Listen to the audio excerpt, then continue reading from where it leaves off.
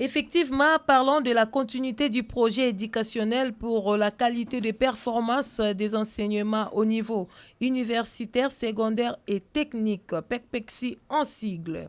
Un projet du président de la République démocratique du Congo, son Excellence Félix Antoine Tshisekedi Tshilombo, en partenariat à la Banque mondiale. AI a doté 14 000 ordinateurs en les siédant dans plusieurs provinces de la République démocratique du Congo. Dans sa province du Congo central, qui est scié en 3, c'est-à-dire Congo central 1, Congo central 2 ainsi que Congo central 3, on y a bénéficié 1000 machines.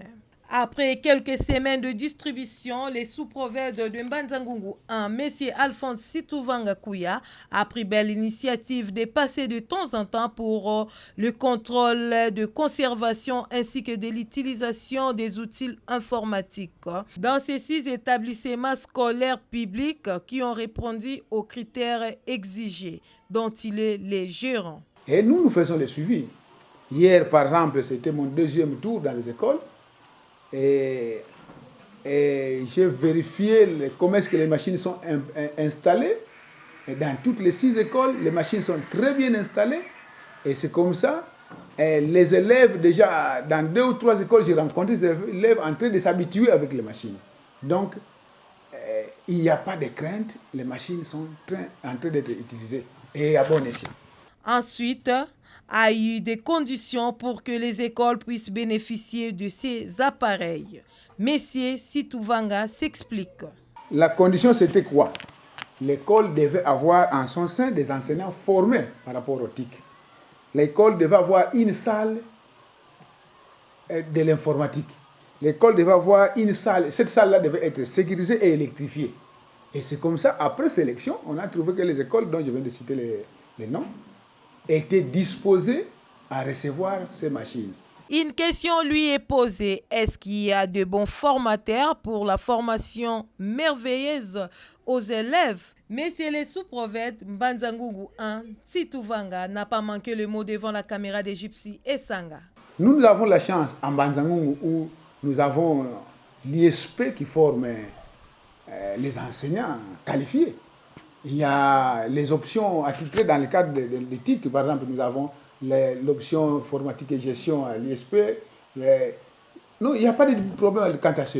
Nous avons des techniciens bien formés dans chaque... Il y en a même assez. Par exemple, à l'Institut Co, là où j'ai trouvé, il y a plus de 5 ou 6 qui sont formés. Ils étaient déjà sous-exploités. Et maintenant que nous avons cette histoire, dans chaque salle, on va commettre un qui sera seulement chargé de gérer cette salle et toutes ces machines. Parce que, selon l'instruction que je viens de mettre, nous voulons qu'à chaque heure qu'il y ait des enfants qui passent dans cette salle manipuler les machines. Et les professeurs, chaque professeur dans son cours doit susciter un sujet de recherche pour que les enfants aillent faire des recherches dans cette salle. Et donc, chaque heure, la salle sera toujours fréquentée et les enseignants vont y passer avec des élèves pour manipuler les machines. Donc, il n'y a pas de crainte. Il y a des enseignants formés. On a des enseignants formés et les machines seront suffisamment utilisées. D'ailleurs, le nombre est moindre, mais on va faire des efforts pour que tous les élèves y participent.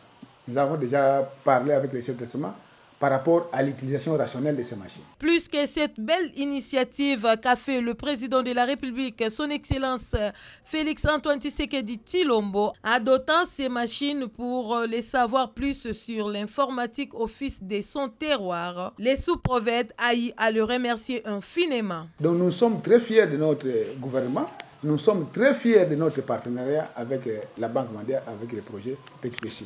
Nous demandons à ce que d'ailleurs pour que les enseignants les utilisent le mieux, pour que les partenaires ne soient pas découragés et qu'ils viennent davantage pour nous venir en aide.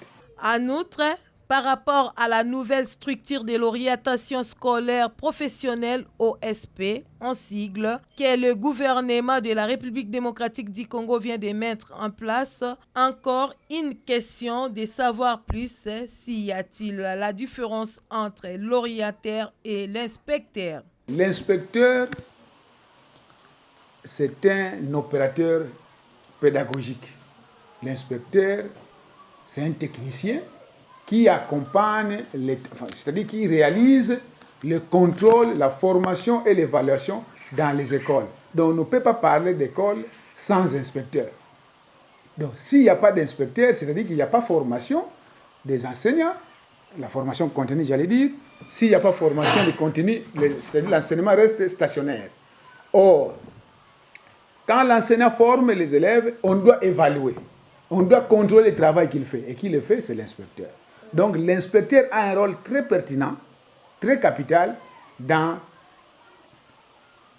l'enseignement. Nous devons accepter cela. L'inspecteur, sans inspecteur, l'école ne peut plus bien fonctionner. Mais quand on parle de l'orienteur, les services d'orientation scolaire, c'est un service qui aide l'élève à choisir la filière qu'il peut suivre. C'est comme ça que nous avons, au sein, l'État a prévu au sein de chaque établissement scolaire secondaire qu'il y ait un orienteur, un directeur de l'orientation scolaire.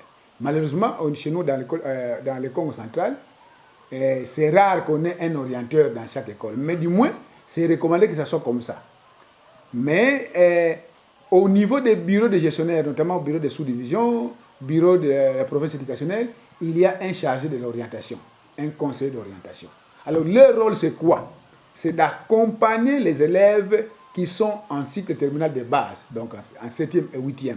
Les accompagner pour les choix de filières. Donc, quand on est en 7e, vous étiez à l'école, quand on arrive en 7e, on a une certaine connaissance, on ne sait pas qu'est-ce que je vais faire. Les droits, les sections commerciales, les littéraires, mais l'orienteur saura. Il va dialoguer avec vous, il dit, bon, en fonction de ce que vous présentez comme capacité, en fonction de ce que vous présentez comme note sur le bulletin, il va dire que cet élève convient pour suivre l'option technique. Cet élève convient pour suivre l'option, la section littéraire, exemple. C'est ça l'orienter. En fait, l'objectif, c'est d'orienter les élèves. Maintenant, pour amener les élèves à être orientés, il faut que les orienteurs forment certaines personnes, parce que nous en parlons dans notre sous-division, je n'ai qu'un seul conseiller d'orientation. Il est un dans mon bureau ici. Or, il a des collaborateurs. Or, il doit aller vers les écoles. Il y a des professeurs. Donc, il y a des notions que lui doit transmettre à certains professeurs, à certains DE, à certains directeurs d'études, directeurs de discipline, à certains collaborateurs au niveau des écoles, pour qu'eux facilitent aussi la tâche aux élèves pour le choix des options, par exemple.